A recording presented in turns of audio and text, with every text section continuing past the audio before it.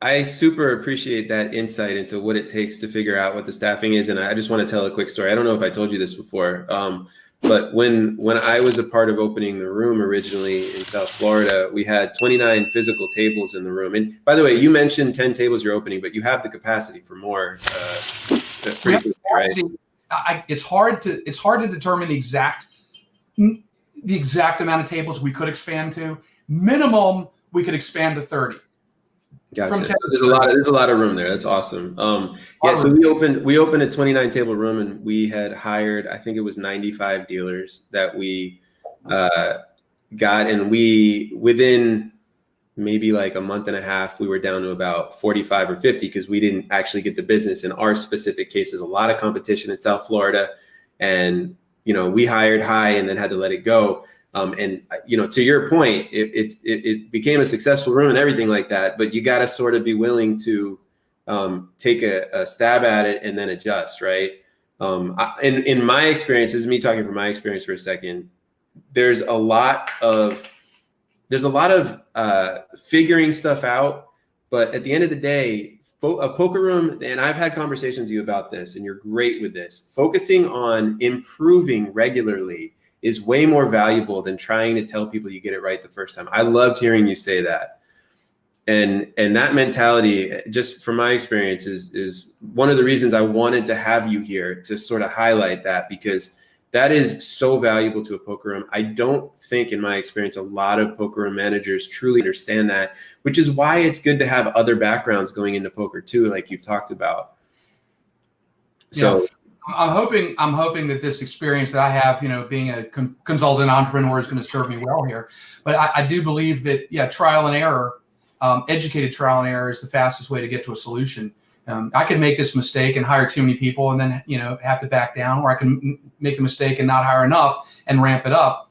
Either way, as long as you're willing to make that adjustment, then you spend more time trying to achieve perfection the first time out than you will making the adjustment. So you're going to be much more efficient being willing to make adjustments as you go. That's my philosophy, and that's based off of my experience as a computer consultant. Love hearing all that. That being said, there's another series of stories on how to staff it up, right? So that was just the overall philosophy on staffing. But if you want to get into the other, listen, I'm listening, and they're listening too. What do you got? Well, we're in Richmond, Virginia. Okay. Less specifically, Virginia. And Virginia, I would venture to say, has 0 dealers that are looking for jobs in the state of Virginia as a dealer, right? 0. There's no industry here. None for poker dealers. So we had to kind of start creating our own industry. If I was in Las Vegas and I was the poker manager for the Bellagio, and you came to me and said, look, I would like to be a poker dealer. I would say, okay, what are your credentials? Well, I don't have any credentials. I would like to just become a poker dealer. I would say, okay, here you go. Here's a list of 10 places you can go that are poker dealer training schools. It'll cost you $1,000 or so. Go get your education. Come back when you have an education and you're ready and a certificate. We'll audition you and you'll see how it goes. I don't have any of that available to me in Virginia. Nothing. There are no poker dealers just sitting around waiting for a job. There are that I've been able to find. Maybe there are, but probably not. Very few at the most, yeah. Yeah, there's no industry of that. There are no schools in Virginia. I did approach another piece that, I had to investigate. I went to a couple of the top, local colleges, ECPI, Strayer University, those types of places. Were not really interested in putting on a dealer training school. So I had no dealer trainings available for people. And so what do you do? What do you do now? You have to decide to put on your own training school. And that's when I started, doing a little Google and came across the great Marc. Ta-da! Appreciate that. And quite frankly, man, you deserve huge, huge applause. Marc has been fantastic. And I started looking at the videos like a lot of people, and he gives you some freebies that you can kind of go in there and go, oh, wow, I really like this. And I really like his approach. And he's very patient, non-judgmental, understanding, and he's very knowledgeable. So it's a great combination for a teacher and a consultant. And so I started talking to him. I opened up a dialogue. He got a email probably out of the blue. Hey, this is Rich Lehman from Richmond, Virginia. We're opening a card room. I need some help, blah, blah, blah. And here's my number. Call me. And I remember sitting at dinner with my wife, and we're talking, you know, the phone rings. It's Marc Shumsker. I'm like, honey, I got to take this call. You know, I got to go. But we just sat down. I'm like, I'm going. All right. I got to talk to him. And I think we were on the phone for about an hour or so the first time. And it was just great. We had a great, you know, connection right from the start. And this is part of what I'm saying. You have to be able to surround yourself with good people. You have to be able to reach out. You can't act like you know everything or you have every solution. You got to work hard to find the solution on your own and reach out to other people when you hit walls or you don't understand something. And when it came time to crack the nut of training people, I had to reach out because I'm not a professional dealer. And never have been a professional dealer. I mean, I would like to think I'm good at it, but I don't, you know, I'm not a pro. And there's a big difference between being a pro and being a good player that can deal. I'm getting all kinds of applicants coming in. Okay, we've advertised on different platforms, etc.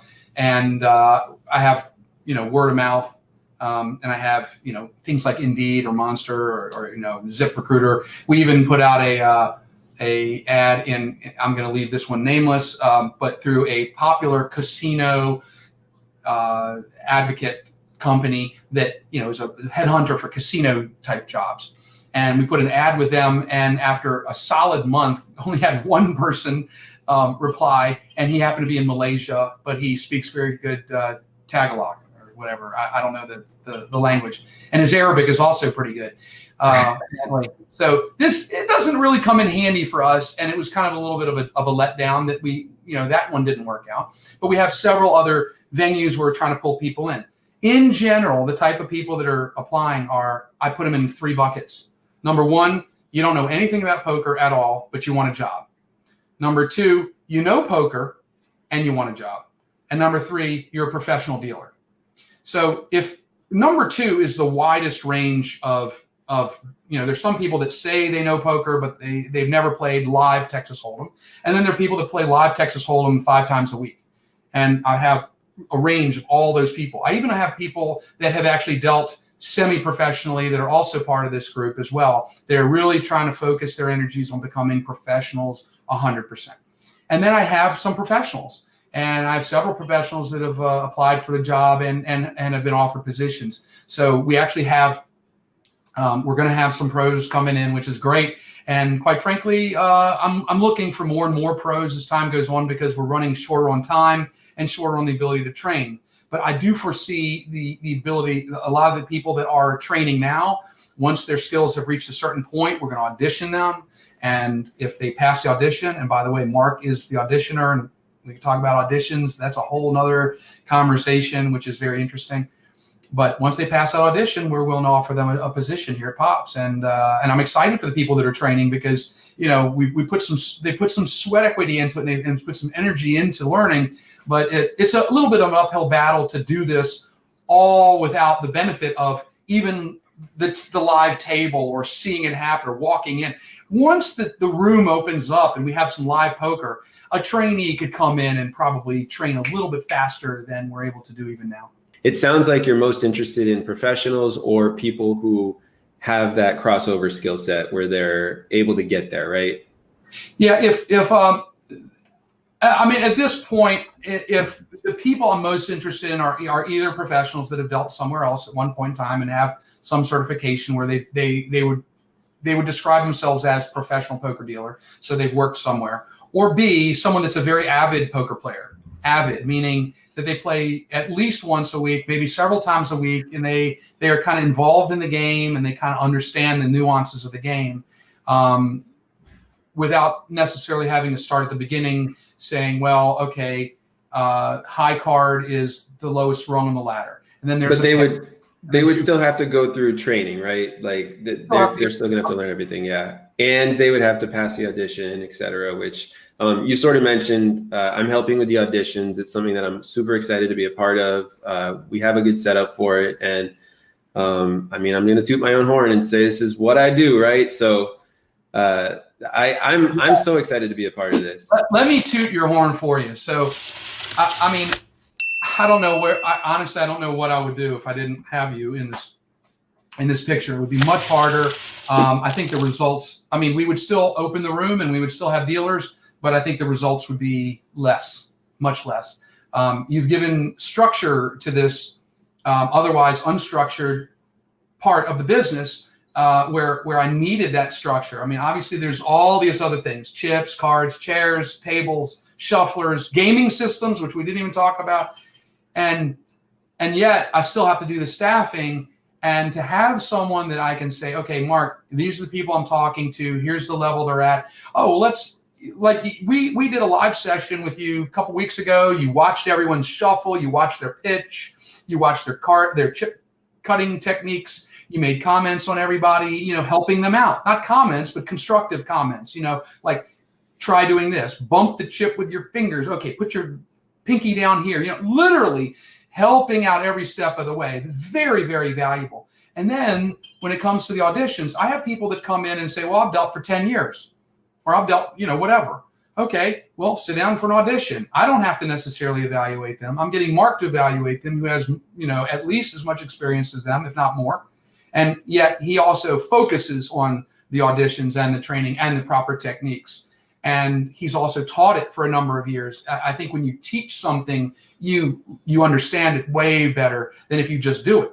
And so being a teacher really galvanizes that information in your mind. So having Marc sort of looking over my shoulder and or me looking over his shoulder at these auditions while they're going on, he picks up nuances that I don't pick up, or most people wouldn't pick up. Little tiny things. And then he'll comment to me about them and he'll say, well, I thought that they were fine, but there's a couple things you're going to want to talk to them about. And here's what those couple of things are. And it's very, very valuable information. Very valuable. Yeah, we've also been able to give them feedback. Most auditions, you don't actually get any feedback as the person who's auditioning about what you did wrong on the fly. And I've really enjoyed being able to do that finally. Like I say finally, right? Because it's not my room, right? So this process has been fascinating me, and I really enjoyed that we've been doing that.